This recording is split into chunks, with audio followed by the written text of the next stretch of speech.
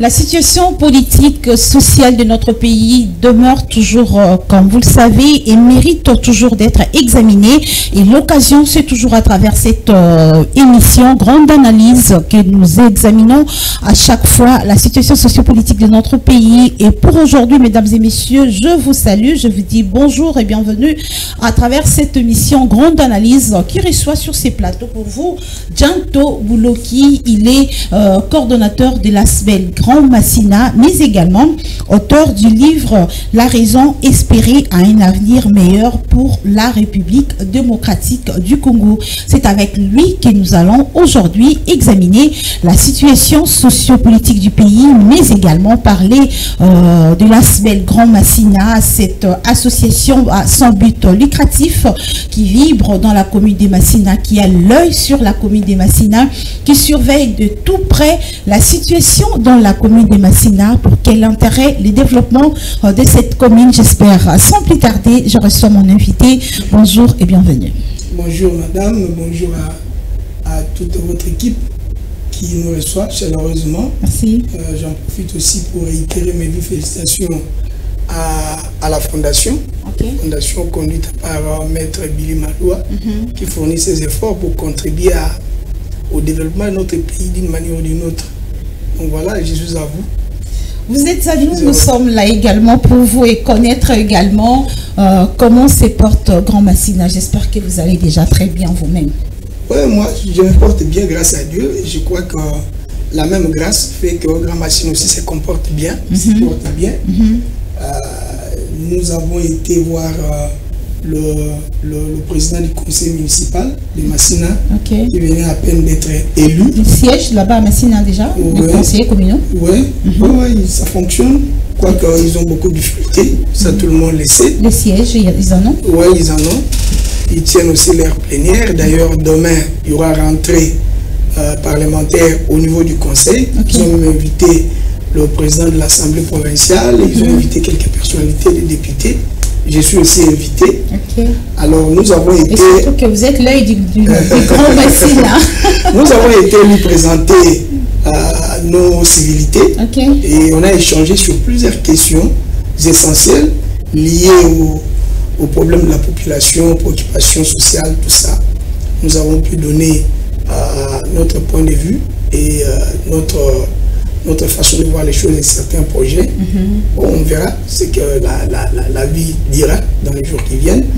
Nous avons été voir le bourgmestre aussi, parce qu'à un certain moment, on a eu des rapports très tendus, très musclés, parce que nous pensions que jusqu'à là, il ne travaille pas comme nous pouvons l'attendre. C'est la commune, concrètement. Beaucoup de choses. Et nous lui avons dit ces vérités-là en face. C'est comme ça que nous sommes allés. Parce que la pression qu'a exercée Grand Massina, qui a amené la population dans cette démarche de faire pression sur le bourgmestre, a quand même produit un résultat. C'est-à-dire aujourd'hui, on voit le bourgmestre se démerder, il descend sur le terrain, il visite, c'est déjà quelque chose. Mais ça ne suffit pas parce que nous lui reprochons aussi de négliger les conseillers. D'enfreindre les lois du pays, notamment cette loi qui a mis en place le conseil. Au jour d'aujourd'hui, il est dans l'obligation de collaborer franchement avec ces conseils-là. Apparemment, il marche pas ça. Il y a eu beaucoup d'accrochages, beaucoup. Et ça semble continuer. Ça, nous continuons à les dénoncer, nous continuons à déplorer. Vous prenez la place de conseillers communautaires? Non, nous prenons la place des personnes. C'est-à-dire, nous voulons que la paix sociale règne dans notre commune. Nous voulons que Massina soit un centre d'impulsion du changement. Et nous poussons nos autorités, nos élus, nos personnalités à contribuer à ce que Massina n'attende pas les autres communes pour travailler dans le sens du développement. Voilà, vous voyez. Donc, quand vous brisez les règles, ça dérange. Parce que là, on ne sait pas vous contrôler. Et quand on ne sait pas vous contrôler, on ne sait pas en réalité ce que vous faites de l'argent du contribuable. Vous voyez? Donc, c'est dans ce sens-là que... Le désaccord se situe à quel niveau entre le bourgmestre et les conseillers communaux? Qu'est-ce que... D'abord, le bourgmestre doit reconnaître qu'il y a un conseil qui est au-dessus de l'exécutif communal. un conseil qui est censé le contrôler. Parce qu'ils ont une polémique du départ et sont nommés par ordonnance. Mais c'est très grave lorsque les gens disent que moi j'ai été nommé par ordonnance présidentielle. L'ordonnance présidentielle n'est pas au-dessus d'une loi prise au niveau du Parlement, promulguée par le chef de l'État. Okay. L'ordonnance se soumet à l'autorité de la loi. Donc l'ordonnance a été prise à une certaine époque, mais quand le conseil commence à exister, quand on a élu des conseillers, on a mis en place, là on commence, la loi entre en vigueur, cette loi-là, automatiquement le bourgmestre doit se soumettre. Ce n'est pas attendre. Il doit se soumettre au contrôle des conseillers. Il doit se soumettre parce que, entre autres, les conseillers ont dans leurs attributions le devoir de faire ou d'élaborer des décisions à soumettre au bourgmestre pour exécution. Vous comprenez? Donc c'est dans ce cadre-là que nous voulions, nous continuons à demander cela, qu'il y ait une collaboration étroite entre le bourgmestre et le conseil. Ça nous apaiserait, ça nous faciliterait la tâche. Au lieu que ce soit nous qui bousculons toujours les choses. Les conseillers sont là pour bousculer. Je vais comprendre aussi la démarche que vous utilisez. Vous faites de sortie, de bruit. Pression citoyenne. Okay. On écrit aux autorités. On préconise des marches, de tout ce qu'on peut faire pour... Non, nous on est des citoyens. Nous sommes des citoyens. Avant même d'être patriote, il faut commencer par être citoyen. Exactement. Un citoyen respecte les lois de son pays. Un citoyen, c'est quelqu'un qui remplit ses devoirs et ses obligations. Et en définitive, un citoyen, c'est celui qui sait revendiquer ses droits. Et nous sommes des citoyens. Voilà. Donc nous évoluons dans le cadre des pressions citoyennes. Alors après, nous avons été aussi au marché de liberté, voir ce qui se passe là-bas. Et on a fait quand même un constat qui nous a amené à féliciter l'actuel administrateur du fait qu'il n'y a plus de gronde sociale. Avant, mais au cours de bientôt, vous nous avez abandonnés sur les travailleurs. Mais vous, on vous paye là-bas. Que nous avons à voir avec ça? Nous attendons que le marché donne ce qu'il faut à la commune parce qu'il a des obligations envers la commune. Quoique le marché dépend directement de la ville, mais en tout cas, les intérêts de la commune de Massina sont là. Alors, nous sommes allés faire un tour, on a fait quand même un bon constat. On a vu qu'il y avait une montagne des immondices derrière, on a évacué.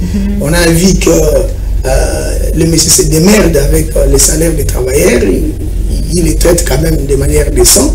De ce côté-là, il n'y avait pas aussi de problème. Donc, la sécurité également?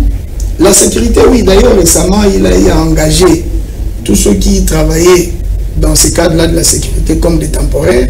Ils ont signé des contrats. Ce sont des choses que nous félicitons. Et bon, je sais qu'il y a encore à faire par rapport aux intérêts de la commune. Mais je trouve que c'est quelqu'un, parce qu'on a échangé avec lui aussi. Il est très ouvert sur la question.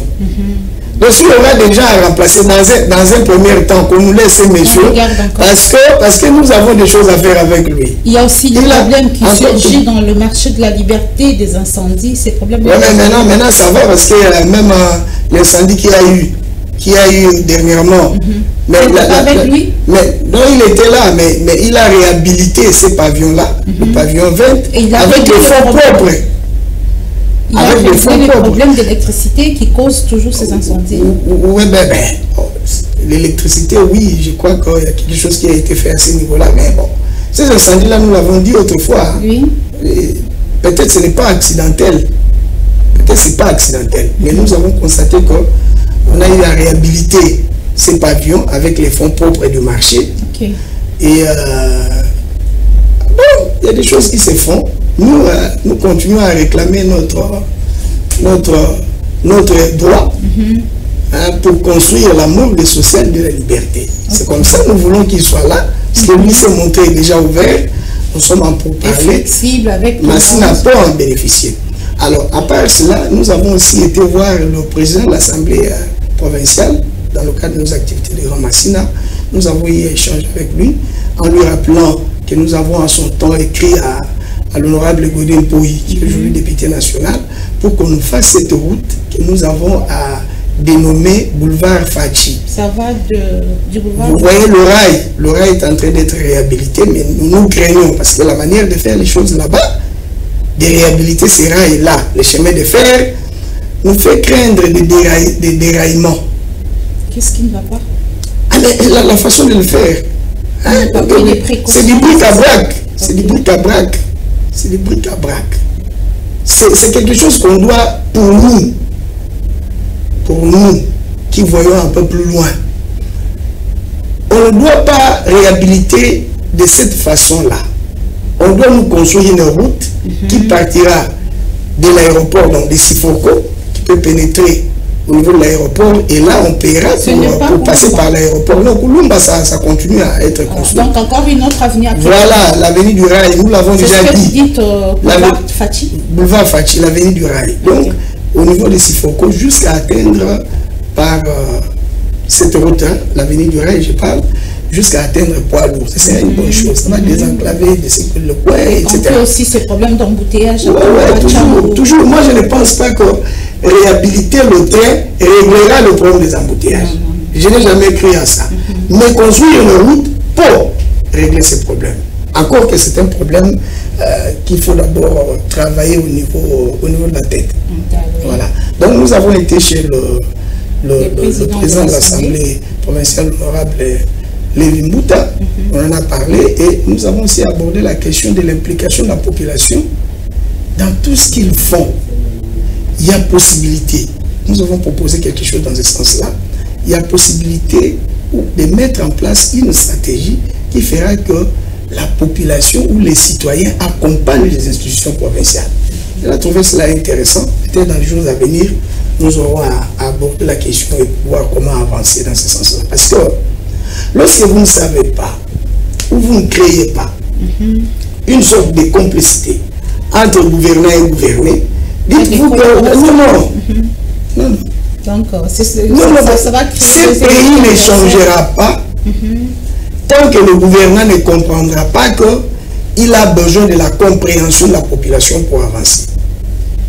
Et cette compréhension de la population a un contenu. Il faut nous chercher pour en savoir un peu plus.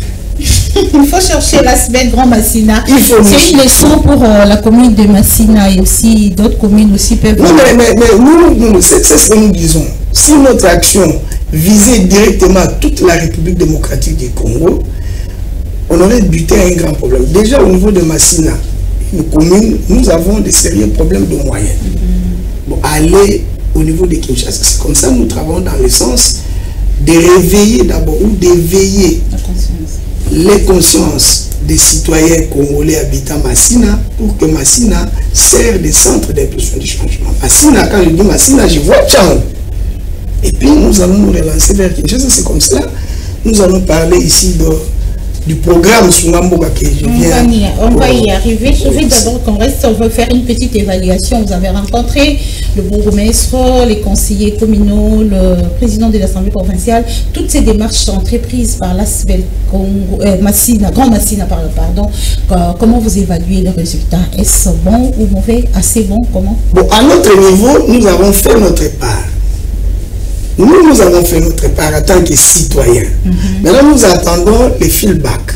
Nous attendons ces autorités-là. Qu'ils agissent. Nous, par exemple, quand il s'agit du bourgmestre, nous avons mis sur pied, nous lui avons présenté des choses que nous pouvons faire pour combattre le phénomène Kuluna chez nous, pour combattre la nuisance sonore, pour combattre les arrestations arbitraires des jeunes, pour combattre l'insalubrité. Surtout. Maintenant, on attend que lui fasse un geste dans ce sens-là. Parce que beaucoup de gens ont dit, mais Grand Massina, vous attaquez trop bourgmestre, alors qu'il n'est pas patati. Non, nous, il n'y a pas vos histoires. Vous avez l'habitude ici, quand on vous fait une pression normale, vous dites la haine, vous connaissez l'acharnement, on ne vous connaissait pas. Personne n'avait besoin de vous. C'est-à-dire, à un certain moment, vous êtes venu chercher des fonctions publiques. Et ce n'est pas votre père qui vous a fait hériter quelque chose là-bas. Vraiment. Ça appartient à tout le monde. Tout le monde a droit, même un chégué, même un koulouna, a droit à porter son avis sur la manière dont sa communauté, sa société est gérée. Vous voyez, même une prostituée a ces droits-là. Parce que ça ne vous appartient pas, ce n'est pas votre parcelle. Donc c'est un peu ce qui manque à ces dirigeants-là de comprendre cet aspect des choses ou comment? Ah mais il faut continuer à les prêcher. Vraiment. Il faut continuer à les prêcher. Merci, c'est bien. La démarche Grand Massina, c'est pour le développement, comme je le disais tantôt, de la commune, loin des acharnements, loin des rancunes, loin... Non, c'est pour le développement. Alors, relation Grand Massina et conseillers communaux, ça va? Bon, c'est un bon point. Hein. De toutes les manières, que ce soit avec le Boko, mais avec tout le monde, nous, notre souci, c'est de voir chacun jouer son rôle, travailler dans l'intérêt. Là où nous pensons que ici, notre frère, notre autorité ne sait pas ce qu'il faut faire, mais nous savons quelque chose, on propose d'une certaine manière. Si vous n'arrivez pas à comprendre, on fait une pression. Parce qu'on commence par des propositions. Après, que vous ne le vouliez pas, vous le vouliez ou non, nous passons à des moyens mécaniques. La pression citoyenne, peut-être que ces moyens mécaniques va vous réveiller. Les choses. Va vous réveiller. Merci beaucoup. On va passer à notre sujet, c'est le projet Sungamboka. Qu'en est-il? Bon, nous avons un programme que je viens d'annoncer. C'est pour ça d'ailleurs que je suis là. Le programme Sungamboka que j'annonce aujourd'hui. Là, vous parlez de toute la République. Vous savez, nous sommes dit ceci, puisque nous sommes dans une vision structurée claire. Notre pays, notre société. Pour notre pays, vous avez, en me présentant, il y a un aspect, auteur du livre, la raison d'espérer à un avenir meilleur pour la RDC. Nous avons dit beaucoup de choses. Ce n'est pas que nous venons proposer une solution à la République. Non, nous présentons la solution. Je nuance cette différence. On ne propose pas dans ce livre-là. On présente la solution. Avant d'abord de parler de Sungamboka, qu'on parle d'abord du livre. Le livre a déjà paru? C'est lié. J'allais vous amener un échantillon, malheureusement. C'est depuis le 3 décembre. C'est depuis le 3 décembre 2024. Alors, c'est un ouvrage de combien de pages d'essentiel? De 52 pages. On n'a pas dit beaucoup de choses là-bas. L'essentiel du message? L'essentiel, mais justement, j'en arrive. J'ai dit que c'est lié avec le projet. Avec le programme Sungamboka. Ça dit, notre rôle, c'est de montrer la voie. Par la sensibilisation, par la mobilisation de la population, mobilisation des énergies, à l'action responsabilisation citoyenne. Vous comprenez? Il faut aider la population à s'organiser pour soutenir l'État en renforçant son autorité en faveur de l'intérêt général. Le citoyen doit être capable de soutenir l'État, pas les individus. Ils vont vous appauvrir, surtout nos politiciens ici. Alors, comment doit-on le faire? Quels sont les rôles clés pour nous, pour que les choses changent dans notre pays? Le peuple doit être en mesure de doter l'État des animateurs politiques de qualité. 2. Exiger des autorités publiques ou des pouvoirs publics, d'exiger des autorités publiques le strict respect des lois par tous. 3. Participer activement aux efforts de développement et à la paix sociale. Ce sont des rôles que le peuple doit jouer s'il veut son bonheur. Au jour d'aujourd'hui, l'âme de notre nation, la République démocratique du Congo, réclame l'émergence d'une classe politique responsable.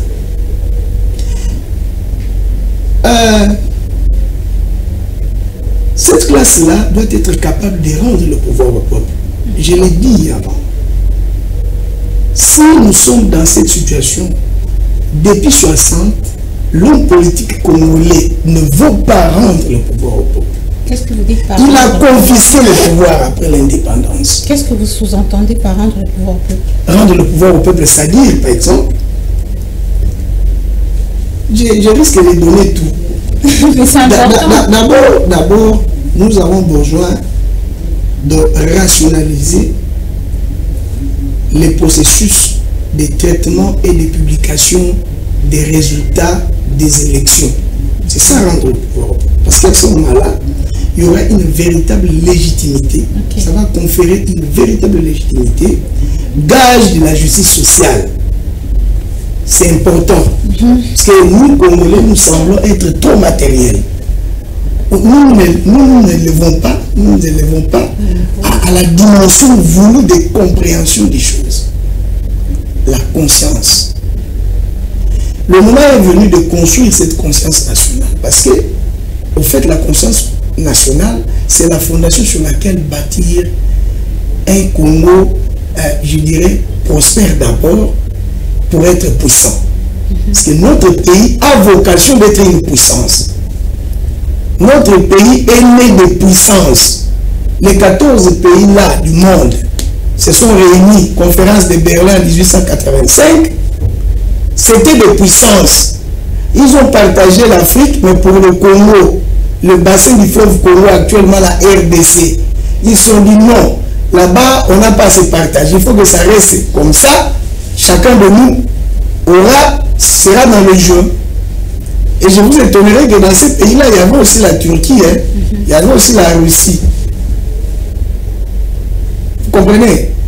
Donc, nous avons vocation d'être une puissance. Pourquoi nous ne le sommes pas? Parce que, effectivement, nous avons une classe politique qui ne comprend rien du tout. Une classe politique de fétichistes. Vous voyez? Le moment est venu de remplacer cette classe politique. Et nous commençons le travail. C'est ça, c'est quoi le travail de Le travail, maintenant, nous allons nous lancer sur terre. Il faudrait commencer quelque part. Nous allons commencer chez nous à Massina, dans la Tchangou et puis Kinshasa. Nous avons prévu des échanges citoyens avec les jeunes pour les préparer pour l'avenir. C'est les gens disent la jeunesse à venir de demain. Même nous, on nous l'avait dit. On nous a bourré de ces histoires-là. Jusqu'à présent, on ne comprend rien. Cet avenir, c'était quoi? Et puis c'est quand? C'est quand? On nous dit c'est l'avenir de demain. Mais on ne sait pas vous préparer par rapport à cet avenir. Comme ça, nous allons descendre. Nous allons échanger avec les jeunes au sein des églises, au sein des écoles et avec des associations des jeunes. Avec quel message? Mais le message, je suis en train de vous parler, non? Allez-y. Je crois déjà, j'ai dit beaucoup dans cet échange. Oui, j'ai compris. Donc cet échange-là, effectivement, c'est autour de Sunamboka. Comment on doit soutenir l'État avec les éléments que je vous ai donnés en 3 points. Oui. Comment en arriver là? On échange, après l'échange, on les organise. On ne les laisse pas comme ça. On les organise pour renforcer la capacité de sensibilisation et de mobilisation. C'est en fait ça, ce que je viens d'annoncer aujourd'hui. Et nous avons besoin de l'appui de tout le monde, même du chef de l'État. Le moment est venu que tout le monde arrive à prendre la direction du changement. Je vous dis, dans notre pays ici, toutes les 4 zones linguistiques ont eu le pouvoir.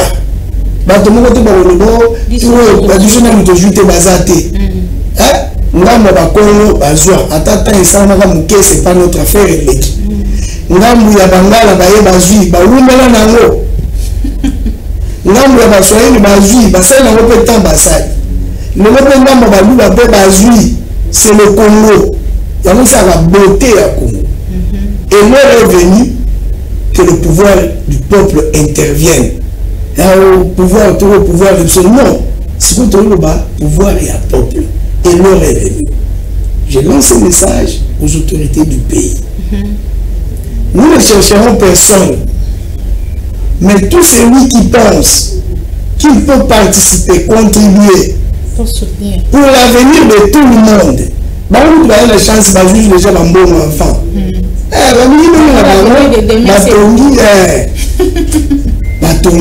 Mais ça ne garantit rien du tout. Ça ne garantit rien du tout face à la paix. Votre propre paix intérieure et puis la paix sociale dans la société, comment nous vivons.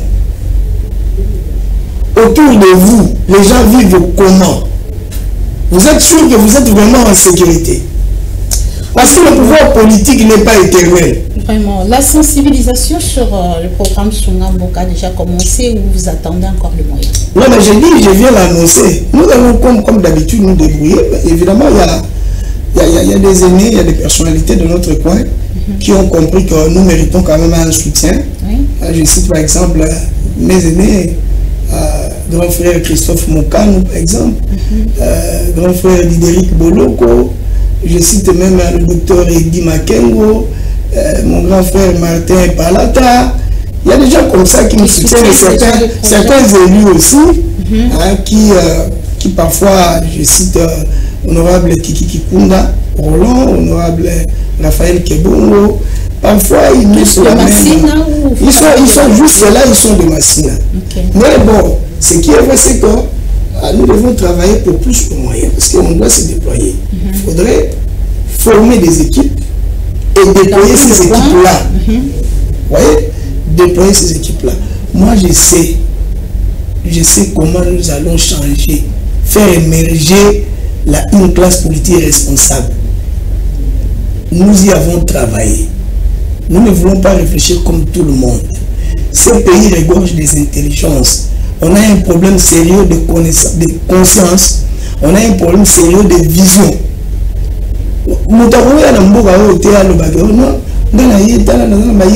Transformer l'environnement. Des gens ont étudié et y ont travaillé.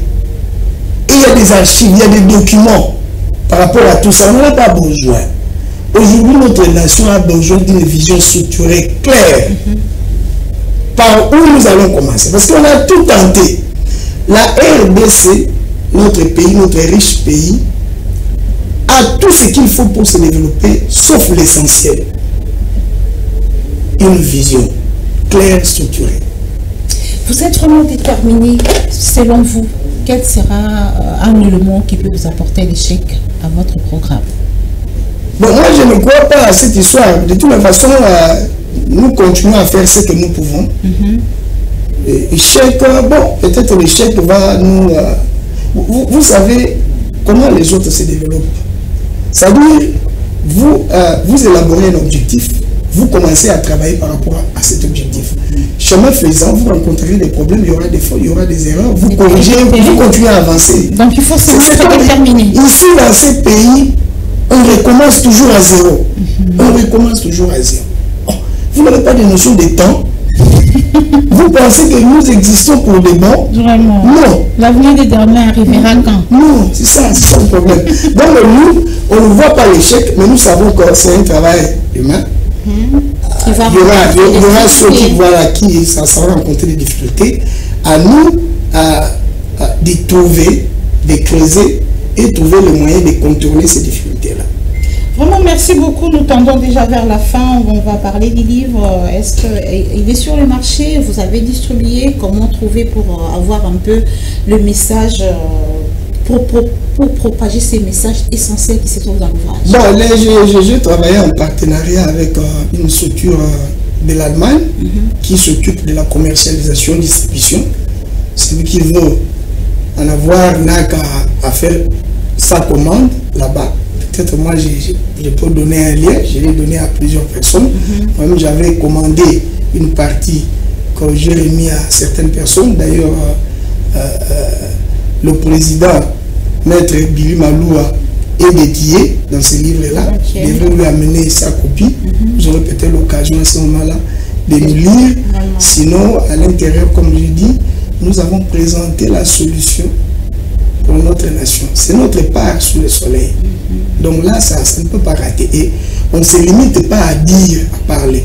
Déjà sur le terrain, nous essayons de faire certaines choses pour montrer aux gens que nous pouvons arriver à quelque chose aussi. pour amener les citoyens, en particulier les jeunes, à comprendre qu'avec quelques efforts, vous pouvez aussi atteindre des objectifs nobles. Vous n'avez pas besoin d'attendre de devenir député. Non, c'est-à-dire à partir de rien, vous pouvez commencer à construire quelque chose d'intérêt général. Et voilà, donc dans notre façon de faire, et tout ce que nous disons, c'est pour amener les autres à comprendre que la main dans la main, ensemble, nous pouvons faire des exploits. Vraiment, merci beaucoup pour avoir accepté notre invitation. Nous sommes arrivés à la fin. Un dernier mot par rapport au programme Sungamboka. Qu'est-ce qu'on peut retenir en gros? Le programme Sungamboka, comme je l'ai dit, maintenant là, nous allons nous lancer sur le terrain. Nous aurons à prendre contact avec certaines églises, avec certaines écoles, des associations des jeunes, ceux qui seront disponibles. Nous allons nous organiser, en tout cas nous allons nous déployer, nous n'avons plus le temps. S'il faut les faire chaque semaine, nous allons le faire en dehors des activités de Grand Massina. Nous serons là parce que le problème c'est qu'il faut renforcer la capacité de mobilisation des gens qui voient la même chose, des citoyens qui peuvent, sans entendre le mot d'ordre d'un politicien qui cherche son argent, les gens peuvent s'organiser pour combattre un phénomène qu'ils trouvent dérangeant, la quiétude sociale. Voilà. Donc, qu'on ne pousse pas, que personne ne vienne nous pousser. Le Congolais doit être capable de dire non à quelque chose, individuellement ou collectivement.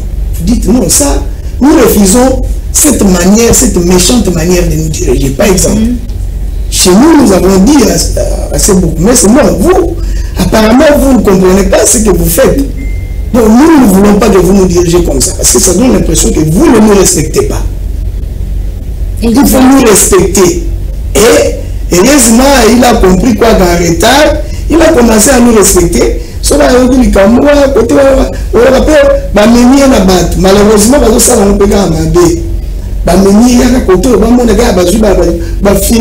c'est quand même quelque chose. C'est quand même un résultat. C'est quand même quelque chose, mais on n'a abandonné aucun combat. C'est ce que nous voulons aussi imprégner dans la mentalité de notre jeunesse. Il ne faut pas vouloir c'est-à-dire des choses qui demandent un temps. Vous commencez une bataille aujourd'hui, ne pensez pas la remporter le même jour. Non. C'est comme cette question-là de marché de liberté d'ailleurs. Je me pose la question, moi-même j'ai une partie de la réponse. Je dis, mais cette histoire bien que l'administrateur est disposé, mais je sens qu'il y a quelque chose qui bloque. Alors ça me pousse à me poser cette question. Comment ça se fait que nos élus, nationaux comme provinciaux, ne s'y intéressent pas? Alors que construire une morgue sociale de la liberté, c'est la fierté de nous tous. Ça renforce les caisses de l'État en termes de recettes publiques. Oui. Ça crée de l'emploi. Aussi, surtout. Et puis, ça aide la population quant au coût des obsèques. Vous voyez, ça réduit le coût des obsèques. Sans parler de cette histoire d'embouteillage. On dit que quelqu'un vient au cinquantenaire pour mettre... Voilà. Il est de l'autre côté chez nous. Et puis directement, c'est dirigé sur le cimetière. Et c'est pour tout Banacham ou tout. Mais comment, qu'est-ce qui fait que nos politiques ne s'y impliquent pas?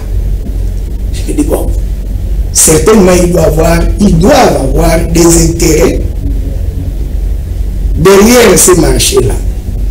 C'est comme ça qu'ils ne s'impliquent pas. Ça, c'est ma conclusion. Ça peut être hâtif, mais c'est tout ce que je vois. Pour moi, c'est un indice. C'est un indice. Ils devraient s'impliquer pour l'intérêt de tout le monde et de leurs électeurs.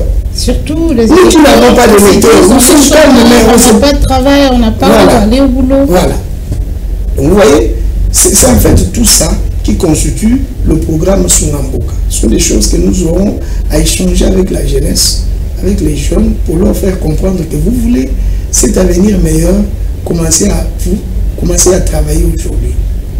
Vous voulez que demain, après vos études, vous trouviez de l'emploi, préparez-vous aujourd'hui.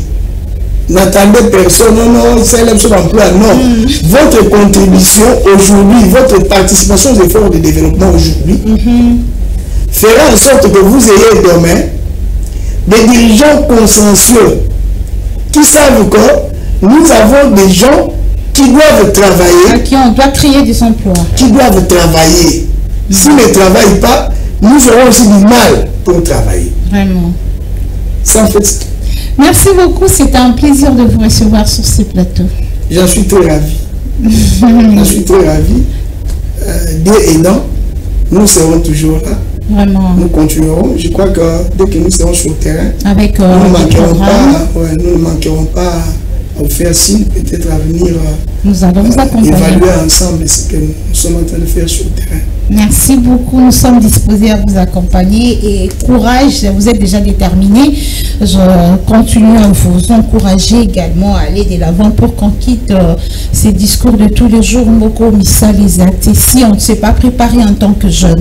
Merci beaucoup à Jean Toboulou qui, je le disais au début, il est coordonnateur de l'ASBEL Grand Massina, mais également auteur du livre La raison espérée à un avenir meilleur pour la République démocratique du Congo. Vous l'avez senti, il avait l'œil d'abord pour son Grand Massina où il ne croise pas les bras pour le développement de cette commune. Maintenant, l'œil est ouvert pour toute la République démocratique du Congo. Les soucis restent le développement de ces beaux pays, la RDC, notre Congo. Et voilà, vous avez entendu ce projet Sungamoka qui sollicite l'implication de tout le monde, l'implication de tout Congolais pour aider les pays à aller de l'avant, beaucoup plus la jeunesse, avenir de demain. Préparez votre avenir à travers Sungamoka. Le lancement déjà, l'opération est déjà lancée, le coordonnateur, le président l'a dit. Alors, mettons tous la main dans la pâte, ça me sera bénéfique. Chers téléspectateurs, c'est donc la fin de cette émission Grande Analyse. Merci à vous de nous avoir suivis.